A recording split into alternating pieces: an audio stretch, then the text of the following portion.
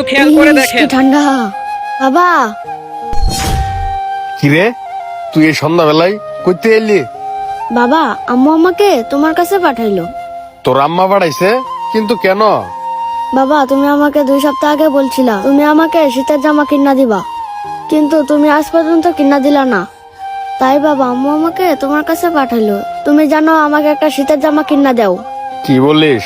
তুই বাবা এমন টাইমে আইলি, যদি স্যারে দেখতে পারে যে আমি তোর লগে কথা কইতেছি, তাহলে তো আমার লগে অনেক জারাজারি করবে। এর চেয়ে ভালো তুই বাবা এনতে চলে যা। আর তাছাড়া এখন আমার কাছে কোনো টিয়া পয়সাও নাই। না বাবা, আমি এখান থেকে একটু যাব না।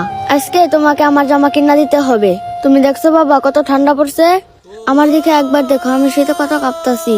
ও বাবা, বাবা, আমাকে দেখে কি তোমার একটু মায়া দেওয়া হইতাছে না? বাবারে, তুই এমন কথা বলিস না। তোর এমন কথা শুনলে যে আমার ভিতরটা ফাইটে যায়। হায় রে আল্লাহ, কিছু মানুষের কষ্ট দেখলে বুকটা কেঁপে ওঠে। রুনি তার ছেলেকে একটা শীতের জামা কিনে দিতে পারতেছে না। ছেলেটার চোখে মুখে কিনা মায়ায় ভরা। তোরে আমি কথা দিলাম বাবা, সামনে সপ্তাহে বেতনটা পাইলেই তোরে আমি শীতের জামা কিনে দিব।